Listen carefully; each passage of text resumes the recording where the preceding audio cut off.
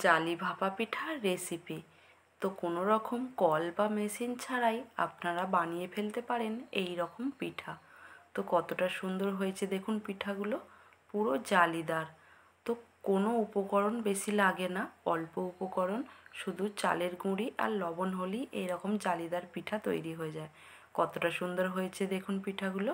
তো দেখতে যতটা সুন্দর, খেতেও কিন্তু অসম্ভব সুন্দর, পুরো জালিদার আর সাদা ধপধপে।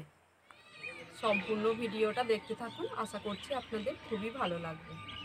পিঠেটা বানানোর জন্য এখানে দেখুন আমি চালের গুঁড়ো নিয়ে নিলাম 1 বাটি। তো এইটা আমি আলো চালের গুঁড়ি, তো আপনারা যে কোনো চালের গুঁড়ি দিয়েও করতে পারেন এই পিঠেটা। তো চলুন তাহলে এই গুঁড়িটা আমি মেখে নিই। প্রথমে দেখুন একটা বড় জায়গাতে আমি গুঁড়িটা দিয়ে দিলাম, 1 বাটি গুঁড়ি নিয়েছি। এখানে পরিমাণ মতো লবণ দিয়ে দিলাম, লবণটাকে ভালো করে মিশিয়ে নেব। এইবারে দেখুন আমি অল্প অল্প করে জল দেব আর গুঁড়িটা মাখতে থাকবো। তো এই পিঠেটায় কোনো কিছুই উপকরণ লাগে না, শুধু এই গুঁড়ি আর একটু লবণ হলেই ব্যাস হয়ে যাবে, কোনো ঝামেলাও নেই এই পিঠেটা তৈরি করা।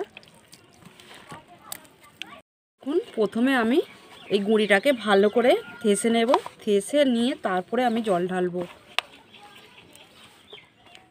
দেখুন এখানে আমি গুঁড়িটা ভালো করে থেসে নিয়েছি। এইবারে আমি অল্প অল্প জল দিয়ে একটা ব্যাটার তৈরি করি। তো এই ব্যাটারটা আমি পাতলা করব না, একটু একটু মোটা রাখবো, যেমন সরু চাকলির এটা ব্যাটারটা পাতলা হয় এরকম পাতলা করব না। এই দেখুন এরকম মোটা রাখবো ঠিক। তো দেখুন আমার মাখা হয়ে গেছে গুঁড়িটা। এইবারে আপনারা দেখতে থাকুন আমি কিভাবে করি। এখানে কোনো রকম আমি কল বা মেশিন ব্যবহার করব না। তো দেখুন কিভাবে করছি। দেখুন এখানে আমি একটা ছোট হাঁড়ি নিয়ে নিয়েছি। তো হাঁড়িটায় আমি প্রথমে জল দিয়ে দেবো। তো জলটা মাপ করেই দিতে হবে, আমি যতগুলো পিঠে বানাবো ততগুলো ঠিক একটু মাপ করে দিতে হবে, তা নাহলে জলটা আঁচেতে শুকিয়ে যাবে। হাঁড়িতে তো জল দিয়ে দিয়েছি। এখানে দেখুন আমি একটা পরিষ্কার ভালো সুতির কাপড় নিয়েছি, কাপড়টা আমি ভিজিয়ে নিয়েছি। তো এই সুতির কাপড়টা আমি হাঁড়ির মুখেতে বেঁধে দেবো, বেশ ভালো করে টাইট করে বেঁধে দেবো।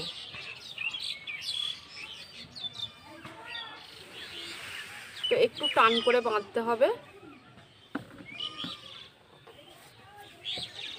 দেখুন আমি এখানে কাপড় ছেঁড়াটা ভালো করে বেঁধে নিয়েছি। তো ওই যে জলটা দিয়েছি ওই জলটার ভাপেতেই পিঠেটা সিদ্ধ হবে। তো এবারে দেখুন এখানে আমি একটা লবণের প্যাকেট নিয়ে নিলাম, এই প্যাকেটটা করেই আমি পিঠেগুলো তৈরি করব। তো কোনো রকম কল বা মেশিন আমি নিচ্ছি না। তো দেখুন এই লবণের প্যাকেটটাতে আমি ভরে নেব। তো কম বেশি সবার বাড়িতে কিন্তু লবণের প্যাকেট আছে, তো এই লবণের প্যাকেট দিয়ে আপনারা তৈরি করতে পারেন।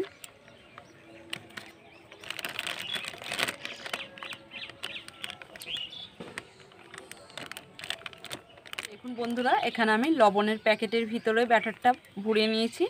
এইবারে আমি এই কোণেতে একটু ছোট্ট করে ছিদ্র করে নেব। এবারে দেখুন এই হাঁড়ির জলটাকে আমি ভালো করে গরম করে নেব। তো হাঁড়ির জলটা গরম হলে যখনই ভাপটা উঠবে তখনই আমি পিঠেগুলো তৈরি করব। দেখুন জলটা গরম হয়ে জলের ভাপ উঠছে। তো এইবারে আমি পিঠেগুলো তৈরি করে নেব। তো দেখুন আমি এইভাবে ঠিক দেব পিঠেগুলো ঘুরিয়ে ঘুরিয়ে।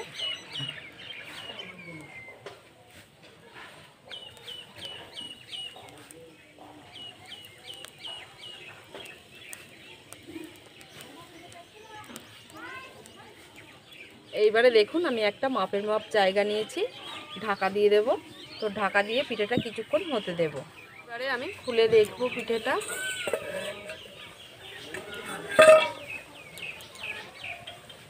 তো দেখুন ঢাকা খুলে আমি সঙ্গে সঙ্গে তুলব না, কিছুক্ষণ রেখে দিয়ে তারপর তুলব।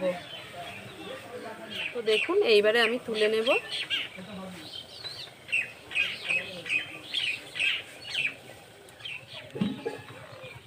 তো একটু চাড়িয়ে দেব। তো দেখুন কিচ্ছু ভেঙেও যায়নি কিন্তু। তো এইভাবে আমি সবগুলো পিঠে তৈরি করে নেব। তো যত পারবো এর উপরে উপরে চাপিয়ে দেব।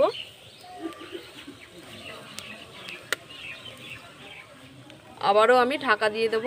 তো ঢাকা দিয়ে বেশিক্ষণ রাখতে হচ্ছে না, 3 থেকে 4 মিনিট হলেই হয়ে যাচ্ছে পিঠেগুলো। তো দেখুন আবারও আমি খুলে নেব ঢাকনাটা। কিছুক্ষণ আমি রেখে দেব, দিয়ে তারপর তুলব। তো দেখুন এইবারে আমি পিঠেটা তুলে নেব। তো এই পিঠেগুলো ভাঙার কোনো ভয় নেই, দেখুন খুব সহজেই উঠে গেল। এইভাবে এক এক করে আমি পিঠেগুলো তৈরি করে নেব।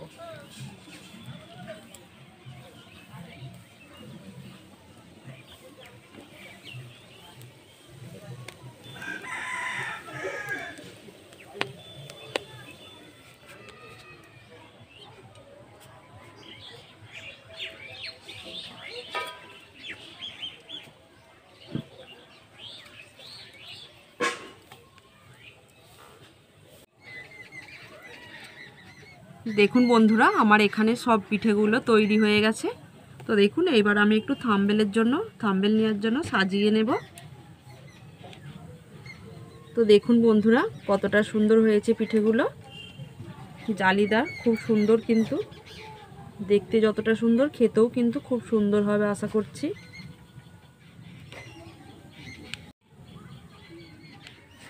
তো দেখুন বন্ধুরা কতটা সুন্দর লাগছে পিঠেগুলো, পুরো জালিদার, দেখুন পুরো জালিদার, খেতে কিন্তু খুব সুন্দর হবে।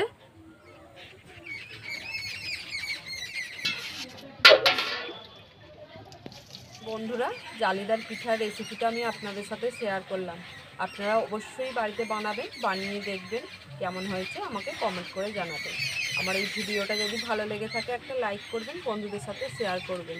বন্ধুরা আপনারা যদি আমার চ্যানেলে নতুন হয়ে থাকেন চ্যানেলটিকে সাবস্ক্রাইব করে রাখার অনুরোধ রইল। আপনারা তাহলে সকলে ভালো থাকবেন, সুস্থ থাকবেন, ঝাল মিষ্টি রান্নাঘর চ্যানেলের পাশে থাকবেন। ভিডিওটা আজকের মতো এখানেই শেষ করছি, দেখা হচ্ছে পরের একটি রান্নার ভিডিও। ধন্যবাদ।